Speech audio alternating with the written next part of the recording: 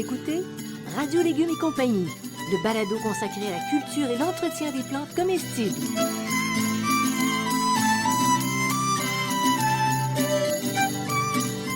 Laitue, basilic, plantation, poivron, bleuets, pollinisation, haricots, arrosage, fraises, insectes ravageurs et maladies, concombres. fertilisation.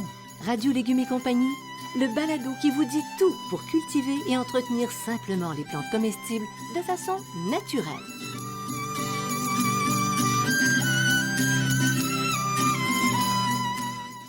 Cette émission vous est proposée par Herbionic Éco-Rustique, une gamme de semences de fleurs de qualité supérieure. En plus de rehausser la beauté du paysage, Herbionic Éco-Rustique favorise la biodiversité et attire les abeilles, les papillons et les oiseaux pour le plus grand plaisir des enfants et des jardiniers. Tous nos mélanges sont préparés avec soin par des professionnels. Gloco est avant tout l'histoire d'une passion qui dure depuis plus de 100 ans pour des produits de qualité.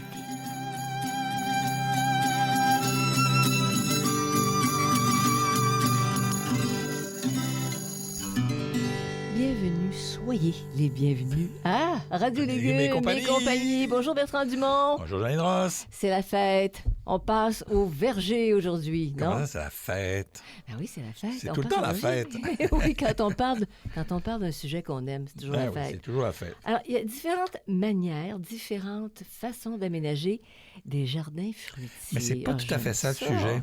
C'est pas tout à fait ça. C'est des manières différentes. Ouais. C'est pas les manières qu'on connaît, c'est des manières différentes. OK. Donc, ce dont parlait W.H. Perron Oui. à l'époque dans son livre, mon Dieu, que j'ai tellement regardé des milliers de fois les photos d'aménagement des maisons de campagne, mais là, on revient avec quelque chose de différent Oui. pour la même idée. C'est une manière différente. OK. Je vous explique ça, là. Allez, vas-y. OK. Donc, les vergers tels qu'on les connaît, ils datent du 18e, c'est la fin du 18e siècle. Avant le 18e siècle, c'était pas comme ça qu'on cultivait. Et la forme achevée a été faite entre 1910 et 1930. OK. Quand tu dis forme achevée, qu'est-ce que ça veut dire dans ton esprit? Ça veut dire qu'on a des vergers de pommes, de poires, avec uniquement des pommes, des poires. Monoculture, tiens. Monoculture. OK. Alors, c'est ce qu'on dit achevé. Contrôler mon maximum. C'est ça. OK. OK. Alors, avant cette époque-là dont tu parles, comment on cultivait les fruitiers? C'est ce qu'on appelait des potagers à double production. À la fois des cultures fruitières et des cultures légumières en même temps. Donc, très longtemps. Ça date de très longtemps. Aujourd'hui, on appelle ça tout de l'agroforesterie. Hein? Mais à l'époque, c'était à l'époque, normal. Ça s'appelait double production. Encore la production en multi-étages. OK, donc, on avait la production. On avait le verger potager qui ressemblait beaucoup à la production, à la double production, et le pré-verger où pâturaient les animaux. On oublie ça, mais là où ils faisaient le cidre, ils mettaient des pommiers, et les pommiers récoltaient les pommes après pour faire le cidre, mais c'était des vergers potagers, c'était des vergers, des pré-vergers où il y avait les animaux qui pâturaient. Fait que la terre était engraissée, les vaches se promenaient là-dedans, par exemple. Ouais. C'est ça. Et on avait ça, et le seul animal qu'on ne mettait pas dans les pré-vergers, c'était les chèvres, parce que les chèvres, ça bouffe tout, mais ils mettaient des moutons, des canards, des oies, des vaches, donc ça apportait de la matière organique. Et c'était une manière d'avoir deux cultures. Mais tu sais que j'ai vu ça dans la région de Portneuf. Oui. Il y a peut-être une quinzaine d'années. Oui, ça revient. Les gens qui revenaient. Ben oui, ça revient. Puis c'est tellement intelligent. T'as pas à transporter ton fumier. Puis ça se fait sur place. OK. Mais c'est vrai. Oui. Alors, le verger potager, qu'est-ce que c'est? Le verger potager, c'est un verger où on cultive des arbres fruitiers. Et entre les arbres fruitiers, on met des céréales. Et là, ça s'appelle de l'agroforesterie, ou des légumes et de manière intercalaire. Alors, il faut bien comprendre que les arbres sont un peu plus espacés que dans un verger ordinaire. Là, okay? Parce qu'il faut ton soleil, Parce qu'il faut du soleil, il faut de la lumière, donc ça t'espaces plus, mais tu vas profiter de ça. Et à une certaine époque, les vignes vont grimper librement sur les arbres. Okay? Donc, il y avait quelques endroits, on laissait les vignes, on les taille, on les entretient pour pas que ça devienne fou, mais les vignes sont carrément directement sur les arbres fruitiers. Et c'était des vignes à raisin. Des vignes à raisin, oui, des vignes à raisin. Pour la consommation humaine. Oui. Oui, bon. Alors, tu dis un potager ou un verger. Hein? C'est un potager ou un verger? C'est ça. C'est un potager dans un verger, on plante des légumes dans un verger. Puis un verger dans un potager, on fait des plantations d'arbres et d'arbustes dans un potager. Parce que ça peut être aussi des arbustes, pas forcément juste des arbres. OK? Oui. Donc, le verger potager, soit vous avez un potager, OK, et là, vous faites des plantations d'arbres et d'arbustes dans le potager, soit vous avez un verger, puis là, vous avez de la place et vous mettez des légumes entre. OK? Donc, finalement, ça revient au même, mais la stratégie n'est pas tout à fait la même là, pour tout ça, là, parce que c'est pas tout à fait la même manière. Alors, de quoi c'est composé? Potager, verger, tata? Arbres et arbustes fruitiers, légumes, filières, fleurs comestibles. C'est ce que tu mets. Oui, tu peux aller donc, aussi large que ça. Oui, les légumes, les fines herbes, les fleurs comestibles, tu peux aller aussi large que ça. Mais là, j'ai une question, je me dis, est-ce que ça pompe les éléments? Tu sais, un arbre, on pense toujours qu'un arbre va aller chercher beaucoup, beaucoup. Tu vas en reparler tantôt. Hein? Ben, c'est ça. C'est les principaux défis du verger potager. Alors que les légumes, eux, ont besoin de quelque chose c'est ça. différent. Les défis du jardin potager, c'est la gestion de la lumière et de la nutrition. Oui. OK, ça, c'est clair. Oui. OK, il faut travailler un petit peu de manière différente. Pourquoi? Parce que si on met des petits arbustes, ça va. Mais si vous mettez des petits arbustes puis qu'il y a de l'ombre puis vous mettez des plantes qui demandent beaucoup de soleil, ça ne marchera pas. Non, si vous mettez un petit arbuste mais vous mettez des tomates, c'est pas grave, la tomate, elle va trouver le soleil. Il y a un problème au niveau de la gestion des racines. Ouais. OK, s'il y a des racines existantes ou pas. OK, donc ça peut poser problème. Encore là, tout dépend de la largeur de votre plate-bande. Si vous avez à peine quelques mètres, ça ne marche pas. Il faut que ce soit beaucoup plus large. La dimension des arbres et des arbustes. Donc, si vous avez mettons, des pommiers haute tige, c'est plus compliqué que si vous avez des formes naines, okay, des formes plus petites. Donc, la forme naine serait probablement plus adaptée parce que si tu installes ton pommier, oui. Ton gros pommier, c'est ça. Il faut que tu ailles avec des échelles dans le potager pour aller cueillir. Ça. Et puis aussi, tu vas te retrouver que ça va faire trop d'ombre. Ben oui. OK, donc il faut gérer ça. Et d'où l'importance, rappelons-le, de la planification. Et là, il faut savoir aussi ce que tu veux. Au départ, est-ce que tu veux plus de fruits et moins de légumes ou moins de légumes et plus de fruits?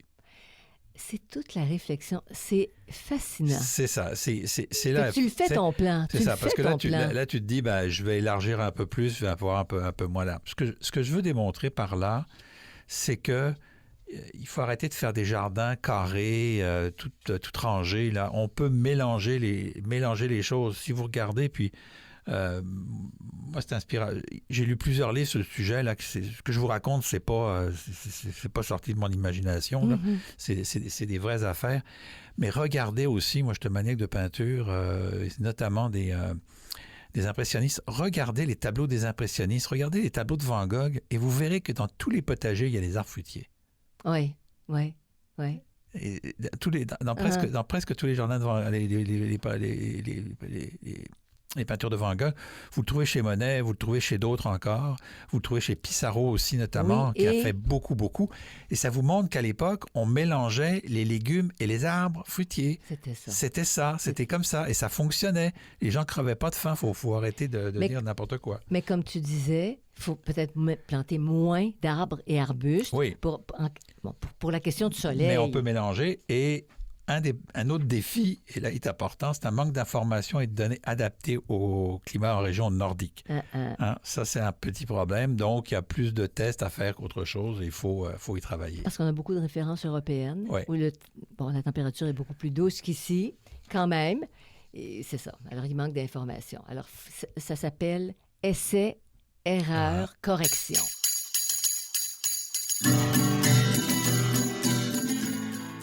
Vous écoutez Radio Légumes et compagnie, le balado consacré à la culture et l'entretien des plantes comestibles.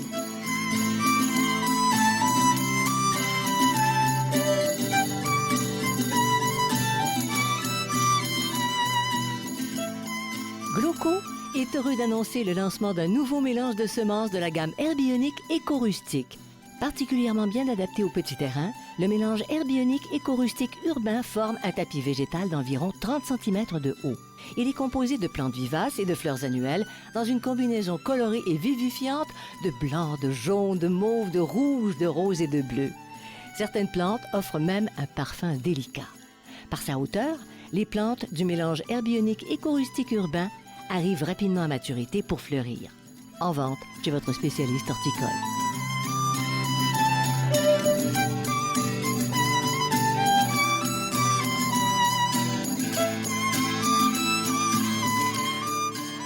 Vous écoutez Radio Légumes et compagnie, le balado consacré à la culture et l'entretien des plantes comestibles.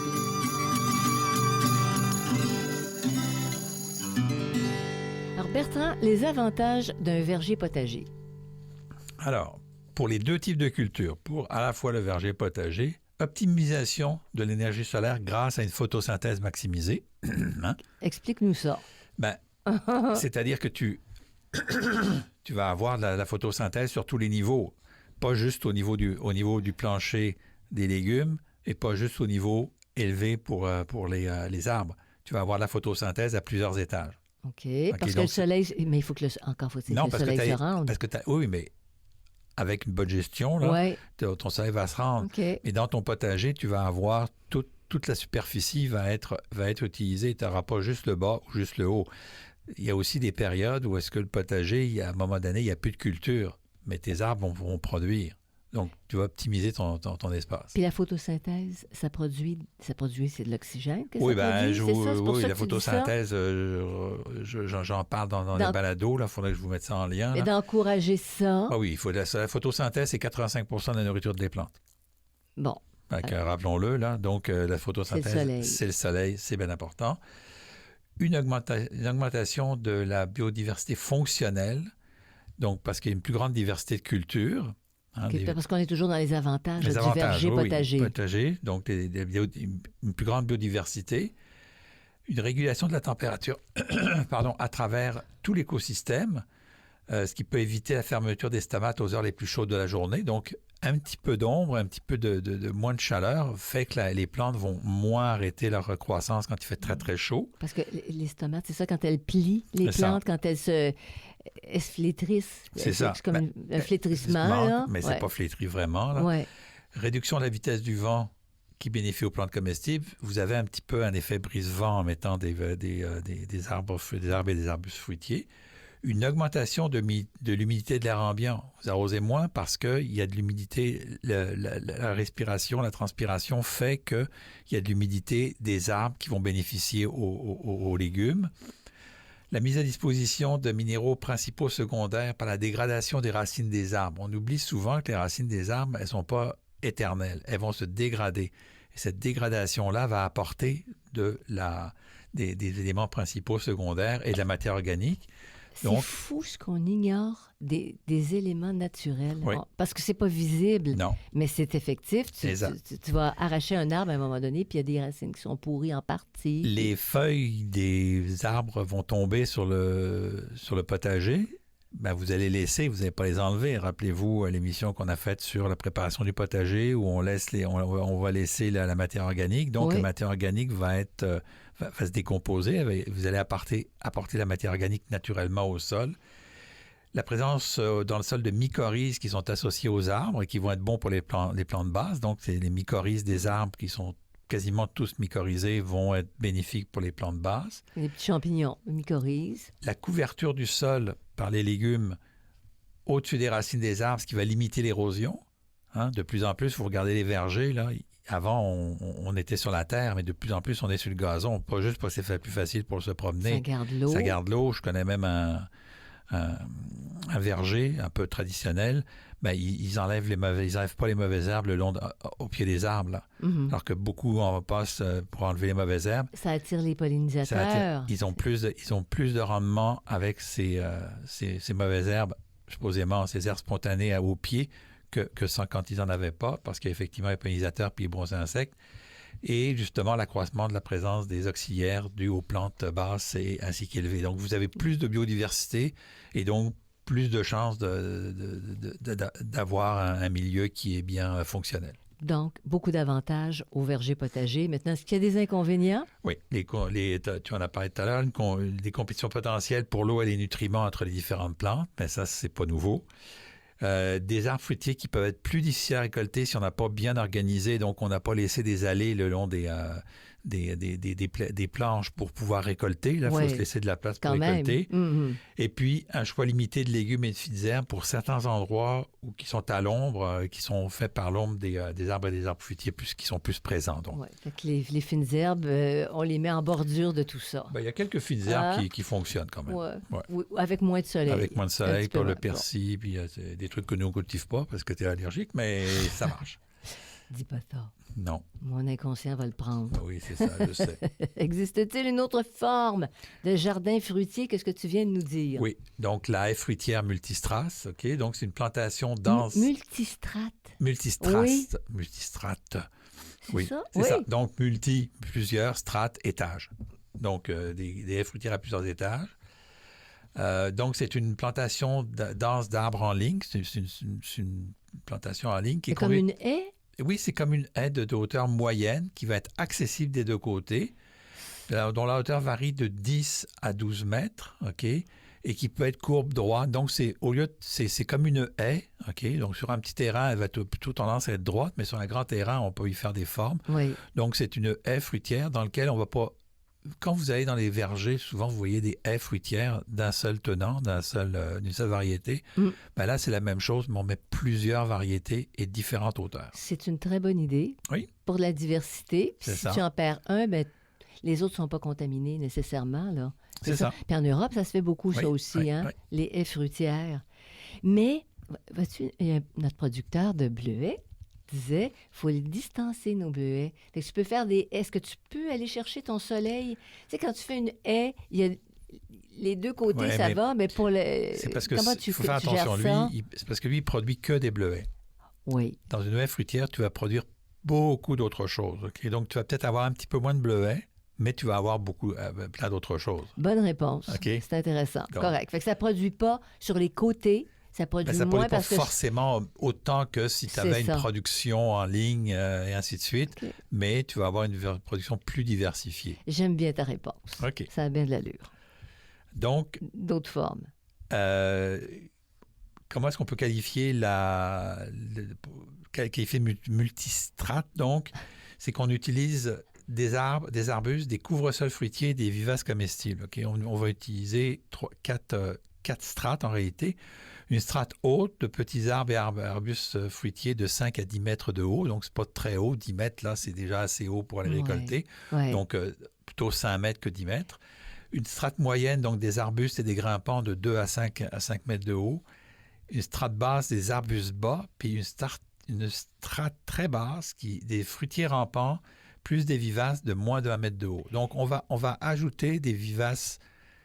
Ça peut être des vivaces légumes. Il y a quelques vivaces légumes qu'on peut ajouter. Ça peut être des vivaces... Les vivaces légumes, as-tu un exemple? Les oignons perpétuels, les poireaux perpétuels, il y en a une coupe comme ça. Dans les vivaces légumes, puis les vivaces aussi fines herbes, le réfort, par exemple, des choses comme ça. Puis dans les fruitiers rampants, vous avez les camarines, vous avez les canneberges, vous pouvez mettre des choses comme ça. Là, donc, on va vraiment là utiliser toutes ces strates et on va avoir une haie qui ne va pas être taillée, bien sûr, là, qui va être assez large quand même. Ce n'est pas une haie qui est très, très pas large. Donc, c'est une manière de... Vous pourriez faire ça si vous avez un bon terrain, vous pourriez faire ça en bordure d'un terrain. Au lieu de mettre une haie de cèdre, vous pourriez faire une haie multistrate. Ouais. C'est une haie qui va être comestible à ce moment-là. Et ça fait penser au château de la... C'est-tu la Belle au Bois dormant où il y avait des ronces finalement tout autour? Mais nous, c'est des arbres fruitiers. C'est ça. Par strate, c'est super. Ça. Mais des ronces, il y avait quand même des fruits. Oui. C'était pour protéger la belle. Mais l'aubépine, c'est un arbre à fruits. Oui, peut-être des méchants pics. L'aubépine, oui, certaines aubépines, pas toutes. Pas toutes. Ah. Alors, on entend parler, écoute, un autre terme, mais il faut bien se moderniser, de guilde fruitière. Qu'est-ce que c'est? Une forme de compagnonnage dont l'élément central est un arbre fruitier. C'est vraiment du compagnonnage. Alors, tu dis ça, mais tu l'appliques. C'est le compagnonnage appliqué aux arbres fruitiers. Oui. C'est ça.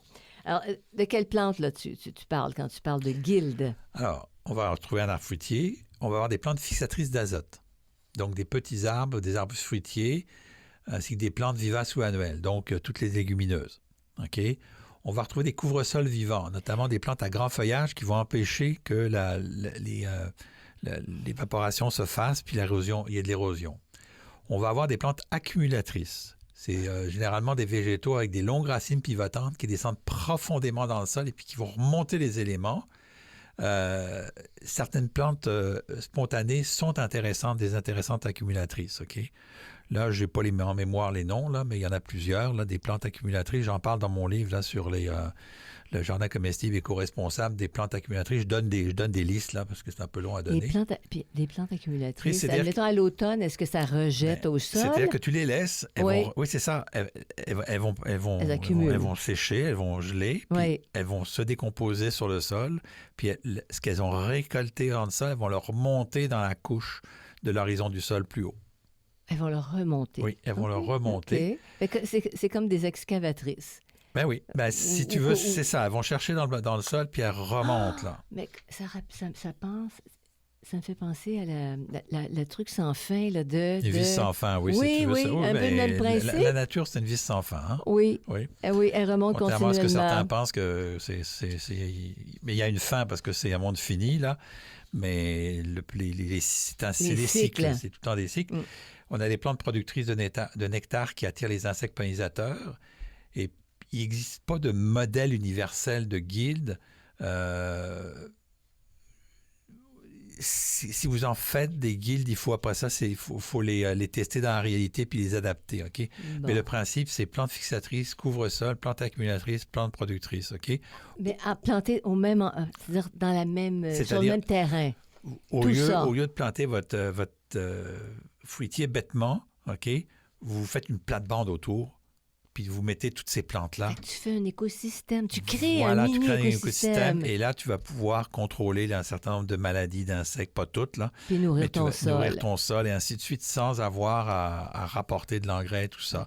Okay. Guilde dit gestion. Oui, guilde dit gestion et guilde dit connaissance.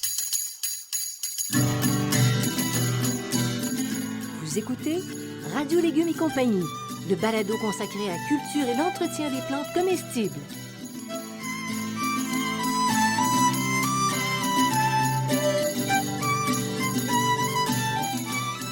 Vous voulez rendre votre potager et votre jardin fruitier plus écologique?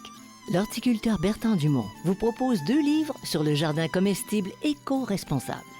L'un, Comprendre la nature et tirer parti de ses bienfaits, aborde le fonctionnement de la plante, celui du sol et son travail, la matière organique, la nutrition des plantes et la gestion de l'eau. L'autre, Aménager et cultiver en respectant la terre, décrit les étapes de planification, de sélection, de mise en place, ainsi que la multiplication, la plantation, l'entretien et la récolte d'un jardin comestible éco-responsable. Ces 2 livres sont en vente uniquement sur la boutique en ligne radiolégumes.com.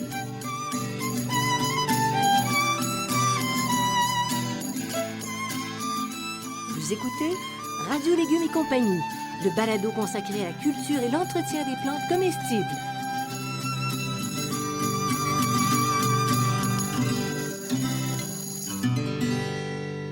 Maintenant, arrivons là, tu arrives à un aspect du sujet qui est populaire de plus en plus. C'est la forêt-jardin. Puis, il y a une autre forme avec le jardin fruitier dont tu nous parles. Ben c'est le jardin, la forêt-jardin, c'est un jardin fruitier. OK? Avec des noix. Ben, c'est vrai que les noix, c'est des fruits. Des noix, puis tu peux mettre des pommiers, puis tu peux mettre... Donc, j'en parlerai pas aujourd'hui. Il y a un balado. On a fait un balado sur le sujet.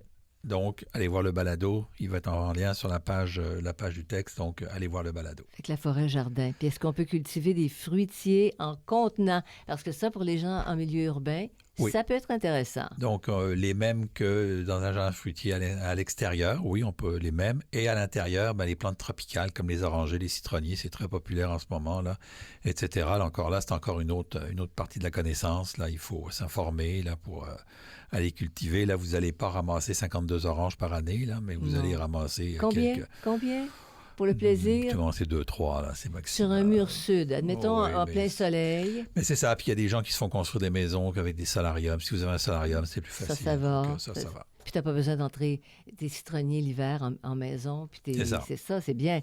Alors, les principales particularités des fruitiers en pot. Donc, les plantes doivent demeurer dans les pots en hiver. OK? Mais comme les racines sont hors sol, il faut les protéger. OK? Et ça, c'est important. Oui, c'est très important parce que comme dans le sol, c'est un autre écosystème. Dans le sol, les racines gèlent, mais elles gèlent moins directement. Si vous les mettez dans un pot et qu'elles sont sur le tour du pot, elles vont geler directement. Ça Donc, meurt. il faut les protéger. Mm. Ou encore utiliser des contenants qui permettent un hivernage facile ou les rentrer dans un espace hors gel, mais au reste de basse température. Oui. OK? Si vous avez, par exemple, un garage pas chauffé, ben, vous pouvez rentrer vos plantes là-dedans. Si c'est chauffé, ça ne marche pas parce que la plante va repartir, va refaire des feuilles, puis elle n'aura pas eu son cycle de refroidissement dont elle a besoin pour faire ses fruits. Alors, dans ce cas-là, on ne chauffe pas nos garages. C'est ça. C'est ce que font les gens, par exemple, avec les figuiers. Là. Les figuiers qui sont des plantes un peu tropicales, mais qu'il faut sortir en été. Donc, ils vont les mettre à l'intérieur pendant l'hiver. Mais parce que les enterrer, c'est compliqué. Là. Ben oui, c'est compliqué. Mais comment on peut s'éviter tous ces travaux-là? C'est entre les plantes, sort les plantes, entre les plantes. Alors, il y a un contenant qui le permet, c'est les fameux contenants en agrotextile. Donc, c'est une toile qui permet des échanges gazeux, mais aussi hydriques. Donc, hydrique, de l'eau, OK? Oui. Et donc, sans trou de drainage, il n'y a pas de soucoupe, OK? Et ceux-là, on peut les laisser dehors et les plantes vont survivre là, dans ces bacs-là, dans ces pots-là. Il n'y a pas de problème. C'est une particularité de ces pots-là.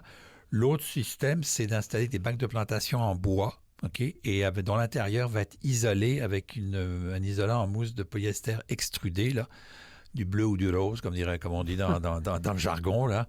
Donc, vous faites un bac en bois, mais le bac en bois, lui, va être protégé avec ce polyestyrène extrudé. Là. Et donc, il faut vraiment que ce soit du bleu ou du rose. Là. C'est pas... Parce qu'il est plus dense, c'est protège. C'est un bon 2 pouces. Oui, c'est protège. Et il y a très, très, très longtemps, dans une autre vie, on faisait ça sur des terrasses, pour des grandes terrasses à Montréal, au sanctuaire du Mont-Royal, et les plantes sont encore là. Ah oui. Donc, ça marche très bien, là. C'est un peu une technique, il faut mettre un peu de gravier en dessous avec de la toile pour permettre le drainage, mais en général, ça fonctionne bien si on est avec des bons madriers de bois de au moins de 4 pouces d'épaisseur, plus le bon sol, plus les bonnes techniques, on arrive à conserver ces arbres pendant des années. Des années. Oui, Alors, ça vaut la peine, là encore, de bien planifier. Si vous êtes sur une terrasse et vous faites ça, appelez donc un architecte pour vérifier que ça peut le supporter parce que ça devient très lourd en hiver. Ah, sûrement. Alors, pour s'éviter ça, on a des options. Bertrand, on trouve tout ça dans ton livre, le jardin comestible éco-responsable, celui qui dit « Aménager et cultiver en respectant la terre ». Un autre super livre de référence, franchement. Il y a aussi comprendre et tirer profit de la nature. Tirer bien fait de la nature. J'en parle parce que le premier est plus générique, là, mais plus technique, plus précis. Là, je parle de la forêt-jardin, je parle de ça.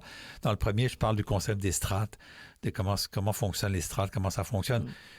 Les strates, vous les avez toutes vues, là, vous les connaissez, mais vous ignorez que vous avez vu des strates, parce qu'en forêt, c'est des strates. Il y a une partie de la forêt, des jeunes forêts, c'est des strates. Donc, il y a c'est que finalement, dans mon livre, je reprends tout ce que la nature nous montre, puis je l'adapte, puis j'essaie de l'adapter à notre conditions, plutôt que d'aller dans le sens où on va plus loin que la nature. Moi, je vais dans le sens où on utilise la nature, tout en la respectant. Tout en la respectant. C'est tellement fondamental. Le livre est très intéressant, vraiment. Alors voilà qui complète ce balado. Merci beaucoup d'avoir été des nôtres encore une fois. Alors, si vous voulez plus d'informations, il y a radiolégumes.com qui est bourré d'informations, si vous préférez lire qu'écouter. Et évidemment, il y a toute la bande de balados, une centaine. Je remercie Bionic, en notre nom, Bertrand, oui. Et Xavier Gervais-Dumont et son frère Charles pour l'assistance technique. Merci à tous et jardinons en cœur en s'inspirant de la nature, en l'imitant. C'est ce que tu nous enseignes dans tes derniers livres. En l'imitant. Imitons la nature. Pas l'imitant, en imitant. Bye bye. À la prochaine.